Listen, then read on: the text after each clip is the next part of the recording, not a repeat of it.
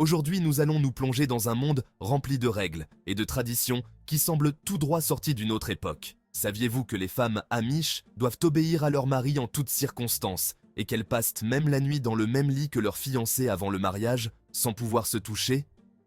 Ces règles peuvent nous paraître très étranges, mais elles sont essentielles à leur mode de vie. Alors, sans plus attendre, voici les 15 règles les plus surprenantes et les plus strictes que les femmes amish doivent suivre. 1. Soumission à leur mari. Commençons par l'une des règles les plus controversées au sein de la communauté amish, la soumission totale des femmes à leur mari. Pour les amish, cette soumission est un pilier fondamental de leur organisation familiale. Dès leur plus jeune âge, les filles amish sont élevées pour accepter l'autorité masculine dans tous les aspects de leur vie. Avant le mariage, cette soumission se manifeste envers leur père et leurs frères aînés. Après leur mariage, elles sont censées faire passer les besoins et les décisions de leur mari avant les leurs. La croyance est que le mari est le chef de famille et que ses décisions doivent être respectées sans discussion. Cela s'applique aux décisions domestiques, financières et même à l'éducation des enfants.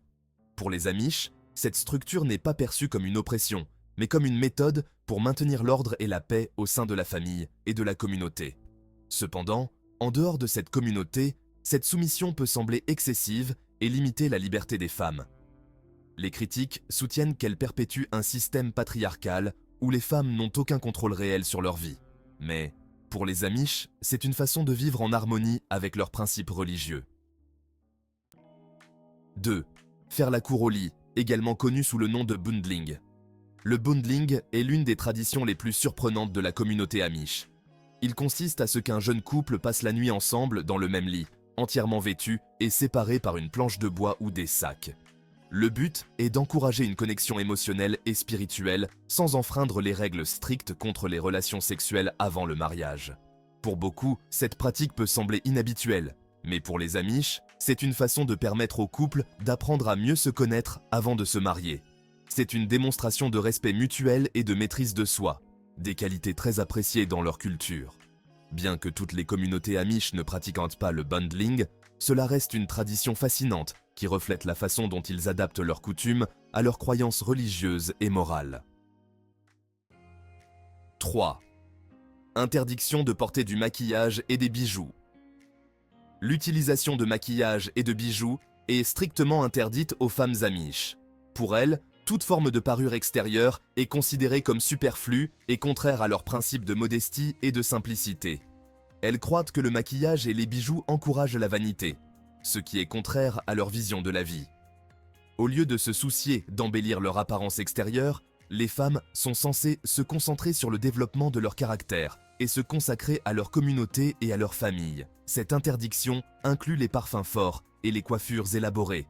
Pour elles, cette pratique n'est pas une restriction, mais une façon de vivre en accord avec leurs croyances. 4. Le divorce est interdit. Le divorce est totalement interdit au sein de la communauté amish. Une fois qu'un couple est marié, il est censé rester ensemble toute sa vie, quelles que soient les difficultés. Cette règle est fondée sur la conviction que le mariage est un engagement sacré devant Dieu. Pour les femmes amish, cela signifie qu'elles doivent être prêtes à affronter toutes les difficultés dans leur mariage. Elles sont censées travailler avec leur mari pour résoudre tout problème, en recherchant toujours la réconciliation et la paix. Bien que pour beaucoup en dehors de la communauté, cette position puisse paraître extrême, pour les amish, c'est une façon de préserver le caractère sacré du mariage et de protéger la structure familiale. 5. Tenue simple et discrète. La tenue vestimentaire des femmes amish est l'un des aspects les plus distinctifs de leur communauté. Elles portent de longues robes qui couvrent leurs bras et leurs jambes, faites de tissus unis et de couleurs sombres, comme le noir, le bleu marine et le vert foncé. Les imprimés voyants et les décorations ne sont pas autorisés. Les vêtements sont conçus pour être fonctionnels et ne pas attirer l'attention. Cela reflète leur désir de ne pas se démarquer ni d'attirer l'attention sur elles. De plus, la tenue vestimentaire uniforme favorise un sentiment d'égalité, empêchant les différences économiques ou personnelles de se refléter dans l'apparence extérieure. 6. Interdiction d'utiliser la technologie moderne. Les femmes amish n'utilisent pas de technologies modernes comme les téléphones portables, les ordinateurs ou même l'électricité dans leur maison. Elles utilisent des lampes à huile pour éclairer leur maison et des cuisinières à gaz pour cuisiner. La communauté Amish croit que la technologie peut les distraire de leur foi et de leurs devoirs envers la communauté. Le rejet de la technologie n'est pas seulement une question de maintien des traditions, mais une façon d'éviter les tentations et les distractions qu'elle apporte.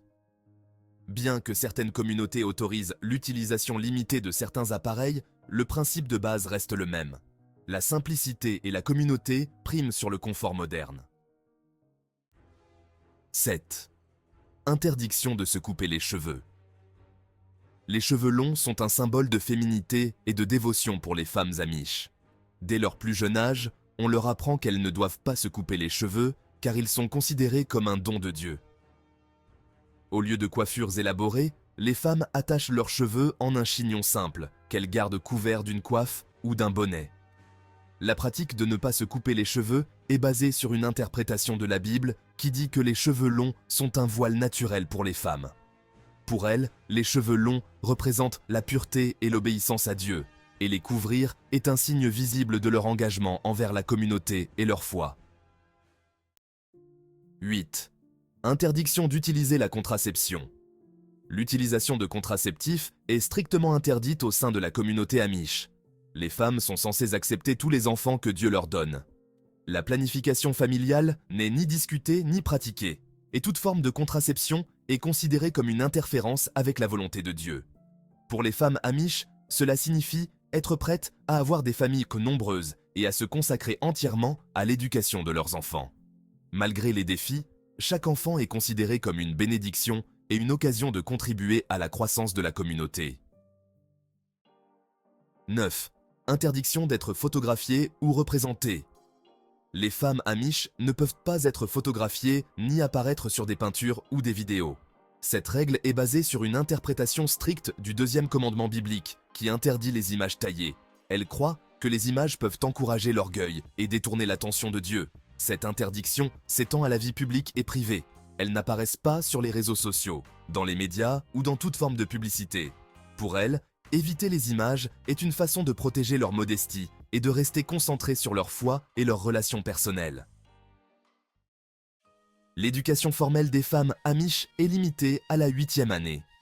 Après cela, leur éducation se concentre sur l'apprentissage de compétences pratiques, comme la couture, la cuisine et les tâches ménagères. Elles ne sont pas autorisées à poursuivre des études supérieures ni à exercer des professions en dehors de leur communauté. Cette limitation de l'éducation n'est pas perçue comme une privation de possibilités, mais comme un moyen de s'assurer qu'elles sont préparées à leur rôle traditionnel. Elles se concentrent sur des compétences utiles à leur vie quotidienne et au maintien de leur communauté. Les femmes Amish doivent porter une coiffe ou un bonnet en signe de soumission et de respect envers Dieu. Les femmes mariées portent des bonnets plus élaborés, tandis que les femmes célibataires optent pour des coiffes plus simples. Ce signe distinctif reflète leur engagement envers la modestie et les valeurs bibliques. Le couvre-chef est un symbole visible de leur dévotion et une marque de respect envers les enseignements de leur communauté.